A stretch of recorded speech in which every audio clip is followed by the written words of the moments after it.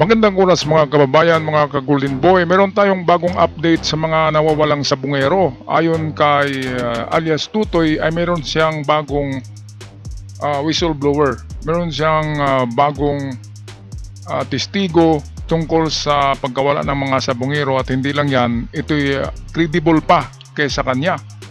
Kaya dito ay medyo kabado ang mga culprits. Diba, yung mga gumawa nito ay talagang kabang-kaba. Plus, itong dosing pulis ay kinakasuhan na ngayon sa Napolcom. At hindi lang yan, mayroong pasabog si Rafael Calinisan, ang director ng Napolcom, na sabi niya, siya mismo ay tinawagan ng kanyang opisina ng gustong makipag-ayos, makipag-deal. Ginapang ang kanyang opisina para daw mabayaran. Sabi niya, hindi kami nababayaran. Kaya dito ako bilib ako kay Rafael, kay Raf Calinisan, dahil sa parang si Torre din ito, hindi nakukuha sa suhol . Kung nasuhulan pa yan, hindi na yan kumilos, di ba? Kaya kudos kay Rafael Calinisan, director ng Napolcom, ang pulis ng mga pulis. Kaya kayong mga tiwaring pulis dyan ay magbait na kayo, bumait na kayo, magbait-baitan kayo. Huwag na kayong gumawa ng mga masasama para hindi kayo ni Calinisan, di ba? Okay, so punta na tayo sa magandang daan patungo sa hinaharap. Kasi kung kayo'y matanggal sa serbisyo, ay walang kwenta yung mga milyon-milyon na tinanggap nyo ngayon. Mawawala din yan kasi hindi yan malinis na pera. Yan ay pera galing sa kasamaan, madaling maubos yan. Sa karagdagang detalye sa balitang ito, narito si Amil Sumangil ng GMA 24 Oras. Sa pagkawala ng mga sabungero at bukod kay Patidongan, sinabi ni Justice Secretary Jesus Crispin Remulla na may lulutang daw na isa pang testigo na may hawak umanong ebidensya.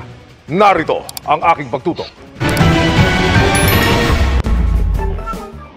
15 araw makaraang maghain ng administrative complaint ang whistleblower na si Dondon Patidongan alias Totoy at 17 kamag-anak ng mga nawawalang sabungero. Formal ng kinasuhan ng National Police Commission on Napolcom sa kanilang legal service ang 12 pulis na isinasangkot ni Patidongan sa kaso ng mga missing sabungero, grave misconduct, grave neglect of duty at conduct unbecoming of a police officer ang ikinaso laban kay Police Colonel Jacinto Malinaw Jr. Hiwalay na kaso naman ng 6 na counts ng grave misconduct at conduct unbecoming of a police officer ang ikinaso laban kay na Police Lieutenant Colonel Ryan J. Orapa, Police Major Mark Philip Almedilla at 9 na iba pang pulis. They will be given time to file their answers. After which magkakaroon ng hearings dito. Kung kinakailangan, mag-file sila ng kanilang proper pleadings or position papers. I'm not prejudging the case. But since these are grave offenses, ang lowest penalty for a grave offense is suspension. Ang middle penalty for grave offenses ay demotion. At ang pinakamalupit na parusa para sa grave offenses ay dismissal from the police service. And of course, for the future of all benefits. Sinusubukan ng GMA Integrated News na makuha ang kanilang panig. Nagsadya kami sa Camp Crame Headquarters Support Service kung saan sinasabing nakakustody ang mga kinasuhang pulis pero wala kaming nakausap.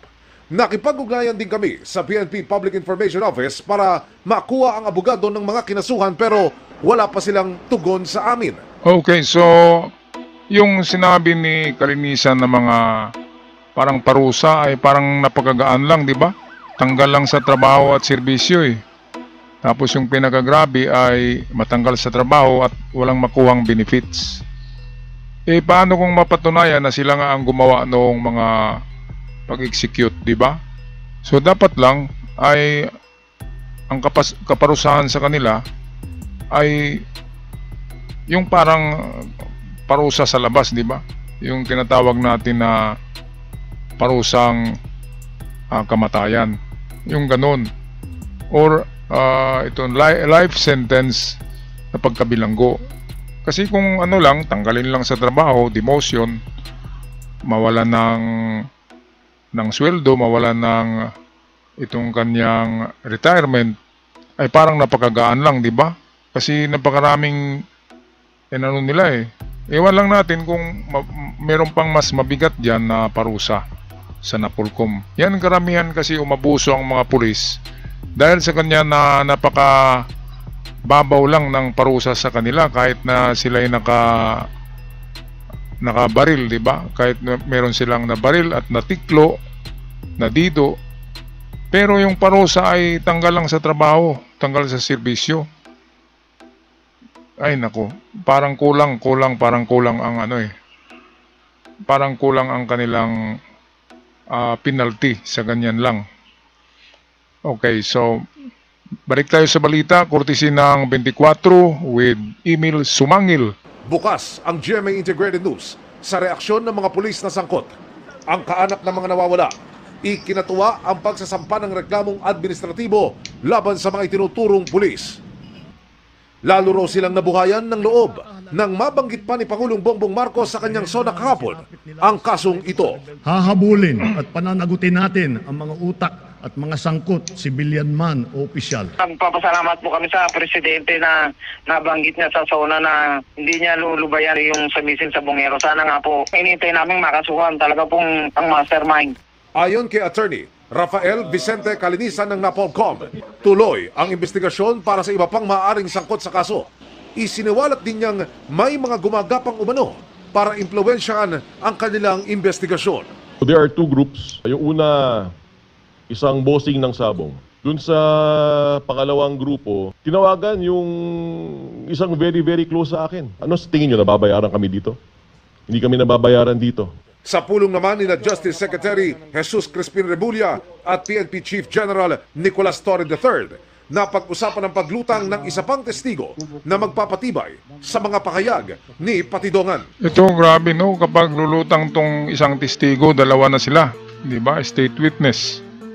At magiging credible na kasi dalawa na at mas maraming ebidensya na dala. Kaya baka mabilis nang uusad ang kaso na ito. At kanina sabi ni Rafael Calinisan, yung director ng Napolcom, ay ginapang pala sila eh. Tumawag yung pinaka-bossing ng sabungero. Sino ba yun? Di si Inchik. Diba? Wala namang ibang bossing dyan. Si Inchik tumawag eh, inariglo siya. And then hindi siya nagpariglo, tinawagan na naman yung kanyang assistant. At ganun pa rin ang sagot, ayaw. Nako, kung hindi matitino na mga pulis kapag inoperan ka ng 1 billion, siguro tanggapin mo na, no? Kapalit ng ng yung pagbaliktad. Pero itong magaling kina Torre, kina Calinisan, hindi nababayaran, di ba? Kay Torre marami ring offer noon si si Kibuloy. Pero hindi pinatulan ni Torre. Serbisyo lang talaga. Walang personalan. Okay, so anong masasabi nyo dito mga kababayan, mga ka-Golden Boy, sa mga nag-umpisang gumapang, talagang mayroong gumagapang, no? Nag-umpisang gumapang sa Napolcom para hindi na hindi na imbestigahan itong mga ebidensya. Hindi pa kasi lumabas yung mga DNA. Kaya pwede pang ayusin.